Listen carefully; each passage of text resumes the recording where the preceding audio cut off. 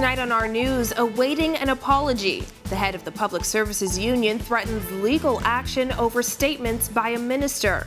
COVID vaccines for children on the way as the health minister unveils more changes in travel requirements. Plus, talking to hear themselves. The Prime Minister slams the opposition and its repeated criticisms.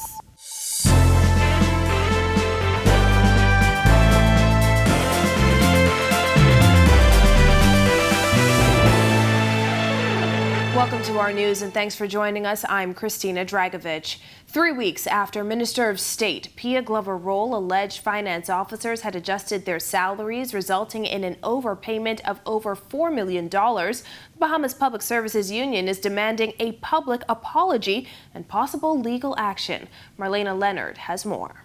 My next step after my conversation with the Honorable Minister is now to write and insist that a meeting be held so that there can be a correction and a retraction of the statements made publicly. Bahamas Public Service Union President Kimsley Ferguson demanding a public apology from State Minister for the Public Service Pia Glover-Roll. Glover-Roll rocked the BPSU when she stated there was, quote, an overpayment of $4 million plus, end quote. If that apology doesn't come, Ferguson tells us what might be next. The place would be where we can find some legal recourse, because we will not sit by and allow the character of the people that we represent to be defamed. Ferguson today giving Rotarians an update on unresolved increment arrears for eligible public officers dating back to January 1st, 2020. Quoting government documents, an extensive paper trail, and a detailed timeline on the events leading to the 2020 approval of the new salary structure for the relevant public officers and the August of 2021 approval of funds from the former government. Glover-Roll has maintained her position. Ferguson says the BPSU has no intention of backing down. If a junior politician, so to speak, puts themselves in the media on the limelight and makes reckless statements, I want you gentlemen to believe that the Bahamas Public Service Union is going to be all over them. Ferguson also alleges matters were being complicated by ministers forming opinions before reading the audit to which the president of the BPSU often refers. He indicated that he did not read the audit report. My advice to him was read the audit report. Ferguson says he reached out to the Minister of Public Service and Foreign Affairs, Fred Mitchell, to request a meeting with the Minister and Minister of State for Public Service, but he says the three have yet to meet. Reporting for our news, I'm Marlena Leonard. Meanwhile, the COVID-19 vaccine for children may soon be available in the Bahamas, according to Health Minister Dr. Michael Darville. This as the Health Minister also announced big changes for the travel health visa. Megan Shepard reports. Traveling to the Bahamas will soon be easier for international travelers, as it was announced in Parliament that visitors will no longer need to present a travel health visa to enter the country as of Sunday, June 19th at 12:01 a.m. The Minister of Health, Dr. Michael Darville, announcing the removal of another procedural step. Effective June the 19th, 2022 at 12:01, the Ministry of Health and Wellness will also remove the testing requirements for all vaccinated persons entering the Bahamas. This decision is based on science and recommendations from both local and regional epidemiologists. While giving an update on the nation's vaccination stats, the health minister also announced that the government has secured 24,000 doses of the Pfizer pediatric vaccines by way of the COVAX facility. It is important that we have the vaccine in country because many families are asking for it for their children. Some don't want it, but some are asking for it. And it is my job as the Minister of Health to make sure it's available in the country. The minister adding that he has seen firsthand the shortcomings in the healthcare system as it relates to a shortage of staff. To this end, he says some 478 healthcare professionals will be joining the ministry. These vaccines are completely voluntary. There's no need to push an agenda. The government has not made this mandatory. It's voluntary. Allow people to make their own choices. And even though we are encouraging eligible citizens and residents alike to get vaccinated, it's important to know that it is your choice. Reporting for Our News, I'm Megan Shepard. The decision to remove testing requirements for vaccinated individuals entering the Bahamas wasn't based on science, according to former Health Minister Dr. Dwayne Sands. During his contribution to the 2022-23 budget debate, Health Minister Dr. Michael Darville announced the elimination of the requirement, noting unvaccinated individuals over 2 years old will still need to test. I am not sure that it is data-driven. There certainly has been a political, wind test to determine whether or not it would be popular and well received, which it is. Our challenge in the Bahamas now would be how do you ramp up the number of persons that are immunized? The change in policy takes effect Sunday, June 19th at 12:01 a.m. The F&M chairman says several healthcare workers are out with COVID, adding he believes the country is in a quiet surge. Tourism Minister Chester Cooper also announced the removal of the travel health visa effective June 19th. Sands says this also wasn't based on science. This is politics, okay? And the relevant ministers made the determination that this was going to be well received as it is. And they've decided that the helpful data that was gotten through the health visa program, we're not going to get anymore, but we're going to take the political win. In other news, Prime Minister Philip Davis wrapping up the 2022-23 budget debate in Parliament. During his wrap-up, he took swipes at the opposition, insisting they should be the last to offer fiscal advice as he accused them of talking to hear themselves talk. Jasmine Brown has that. Making noise ain't the same thing as making sense. The opposition has been critical of the Davis administration's 2022-2023 budget, insisting it fails to address cost of living concerns. Prime Minister Davis slamming those assertions, saying the former Minister administration's plan for economic growth was to raise VAT by 60% only a year after taking office. A particularly sore point for the Prime Minister is the opposition's repeated criticism of his administration's decision to increase the travel budget by millions. What to make of complaints about my government's travel when they come from people who, we found out yesterday, spent all that money on the bed and the mirror. Mirror. It makes one wonder how many other residents had special budgets. And what's so interesting, the former Minister of Foreign Affairs didn't know anything about it. No, nothing. No SPS. And yes, these are the same people who gave their people membership in airline lounges and new travel allowances for spouses. Yes. Earlier this week, Labor and Immigration Minister Keith Bell said more than $500,000 of taxpayer funds was spent on pricey furniture used to furnish an ambassador's residence in Europe. Former Foreign Affairs Minister Darren Henfield has since called on authorities to look into the matter. The PM says when it comes to the opposition's critiques, their arguments are far from coherent. I don't understand. In many ways, Madam Speaker, most who know me will know that I'm a patient man. Yes. But I have my limits too. That's right. My colleagues opposite, well, sometimes it seems that they just talk and they hear themselves. Talk and hear themselves talk. Reporting for Our News, I'm Jasmine Brown. Thanks, Jasmine. Well, we've got the Prime Minister's views on embattled Long Island MP Adrian Gibson in a moment. But first, a nice mix of sun and clouds today. Meteorologist Greg Thompson is here in the Weather Center with the latest. Thanks, Christina. Welcome, everybody, for our first look at weather on this warm Thursday evening. Temperatures at 84 degrees outside our studios right now. Few clouds, patchy, though. East-northeast winds at 6 miles per hour on your feels-like temperature. Very, very warm, 91 degrees on the outside.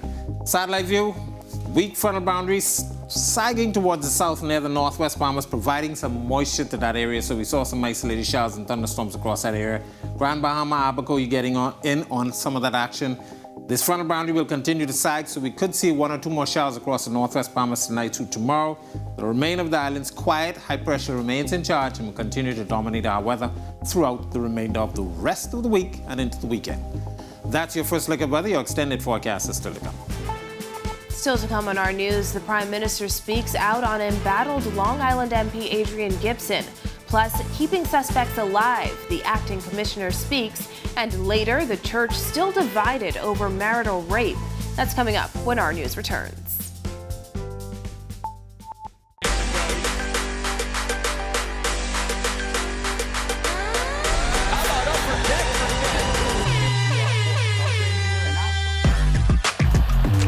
Got size at 6'5".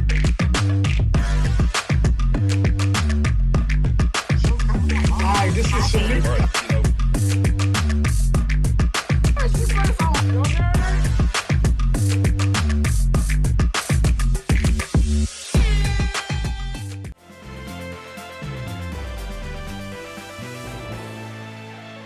With speculation mounting over whether Long Island Member of Parliament Adrian Gibson should resign after being charged in the magistrate court, Prime Minister Philip Davis says he's staying out of it. On Monday, Gibson was hit with 56 criminal charges.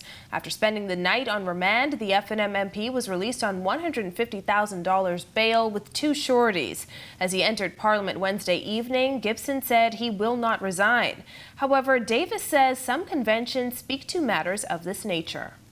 I'm not going to get into that. That's a personal choice of his to make, and he'll decide whether he wants to resign or not. There are some conventions that attend to matters of this nature, and it'll be good for him to advise himself of those conventions and follow them. Shifting gears now, police are trying to keep defendants alive while they're out on bail, according to Acting Police Commissioner Clayton Fernander, who today explained to reporters sometimes the defendants end up before the courts or dead while out on bail. We try to keep those individuals alive because sometimes we have the intel on them and we bring them in to speak to them. They are being monitored, and sometimes they're supposed to report into the station so that we can have a grip on them and to know where they are at all times. And we find out that sometimes they breach their bail. We arrest them, put them back before the court for the breach with a view of getting them remanded. And they still out there on bail, and at the end of the day, they're dead. At Cabinet this week, National Security Minister Wayne Munro expressed concern over the number of individuals on bail who wound up dead. Fernando says he supports Munro's concerns as police work on the investigation into those deaths. At this time, but it appears though it could be maybe conflict. We are not certain of that, but we are moving aggressively and we are following several leads with all of those matters. Back in March, a leaked police briefing pulled the curtain back on investigations into gang warfare on New Providence. Attorney General Ryan Pinder has indicated government's intent to bring specific anti-gang legislation that would address gang behavior and membership. Fernando says the legislation is still being discussed. That is being discussed as we speak to try to put the laws to throw the net over these individuals. We continue to put our intel and our information, all of the evidence. It's not as easy as we are thinking it is. We have to prove, and we have to have supporting evidence to connect all of the individuals involved in gang. The matter was pretty much stand down because it was not legislated through with the laws. So that was the first one we had tried, but the laws was not enacted then. So now we are trying to build some cases to do a test. It's now time for tonight's Financial Market Minute, brought to you by RF, your local investment bank.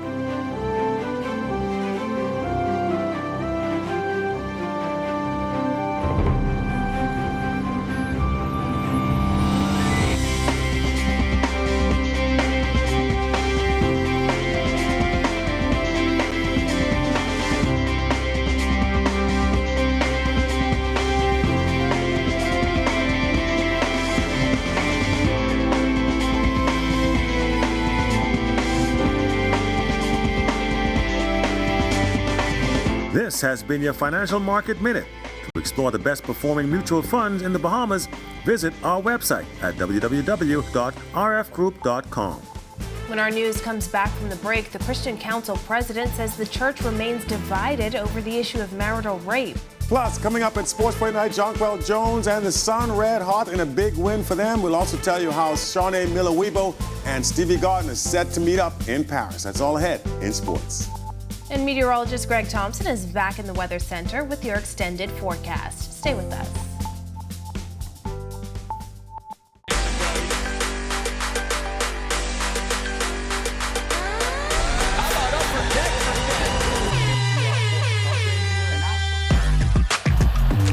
Got size at 6'5".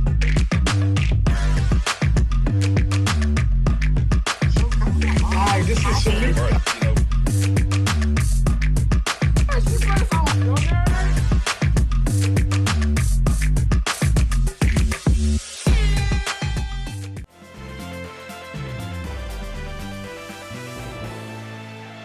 This is our news. Welcome back.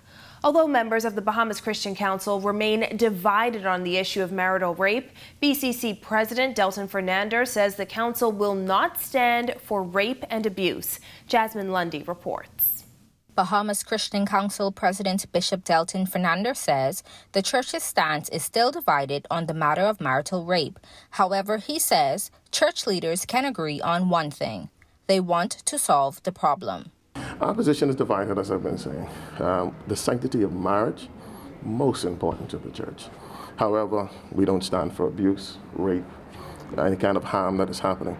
We want to solve the problem, but we don't want to touch the sanctity of marriage. In an upcoming discussion with Government and Social Services Minister Obi Wilchcombe, Bishop Fernandez says the BCC will be seeking clarity on how marital rape can be addressed by the law while respecting marriage. A clarity of why, and we've been understanding that some of the legal minds are saying that this can be attacked in a different clause. Why are we going to specifically deal with the clause that deal with marriage when we could deal with this in a different clause, if that is the case? And we want to wrestle with that. We want them to make it plain and have an understanding when we walk away. Is this the only way that this can be dealt with? Fernandez says rape should not happen, and there should never be a time when an individual rapes a loved one. We have been understanding that statistics show that most of this is happening in the gap between legal separation and heading towards divorce. If that is the case, let's make stronger laws that during that period we can tighten that, and the church will stand with it. Reporting for Our News, I'm Jasmine Lundy. Thanks, Jasmine. In sports tonight, Jonquel Jones and the Connecticut Sun take down the Dream. Meanwhile, the country's top athletes ready to run in Paris. Here's Marcellus Hall. All right, thanks, Christina. Welcome to our sports, everybody. I'm Marcellus Hall. Jonquel Jones and the Sun had a rough outing in their last game. They were looking to bounce back big time last night. Turns out they had the right formula. Let's take a look. Jonquel Jones, I'm pretty excited about the upcoming matchups this weekend over in Paris, France, as both Shawnee Miller-Weibo and Stephen Gardner will headline the Meeting de Paris, which will take place on the 18th of June. It's going to be a pretty good event. Looking to see how that one turns out. Both are defending champions at the Olympics, so you know this is going to be pretty special. And we're going to keep you posted on this one. It's a Diamond League meet coming up again on the 18th of June. And there it is. You check on sports for you here on this Thursday. I'm Marcellus Hall. Back to you, Christina. Thanks, Marcellus. Our Greg Thompson is back in the Weather Center when our news returns.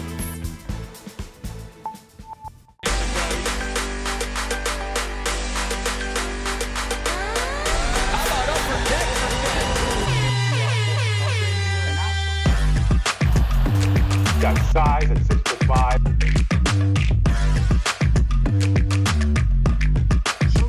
Hi, this is Shamika.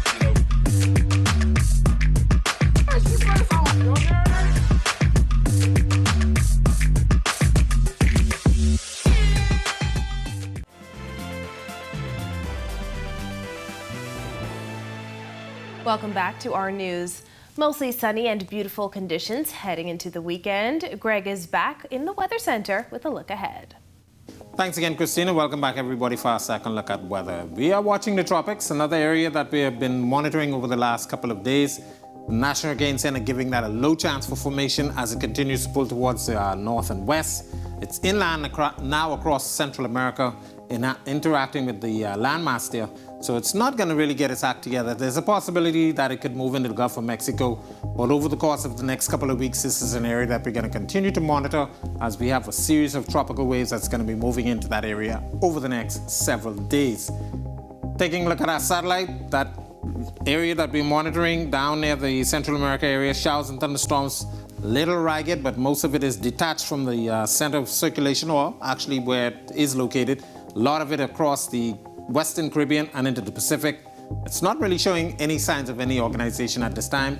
Also, a frontal boundary to the north of the Bahamas that's generating some isolated showers and thunderstorms across the northwest Bahamas will side towards the south and eventually dissipate over the next couple of days, but high pressure will remain in charge and dominating our weather. Boating forecast for all areas tonight to tomorrow. Your winds will fall light and variable, but become easterly at 10 to 15 knots tomorrow. Seas running 2 to 4 feet. Your high tide will be at 10:30 tonight. Here's a look now at your national forecast.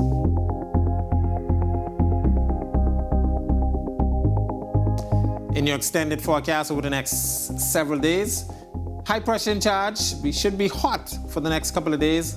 A little weak frontal boundary sagging towards us, bringing us some showers on Sunday. But by next week, we expect hot conditions once again, and we do expect another outbreak of some Saharan dust. That's a look at our weather. Make it a safe night, everybody. Thanks, Greg, and thank you for joining us for our news tonight. On behalf of the entire team, I'm Christina Dragovich. On the Record with Jerome Sawyer starts right now.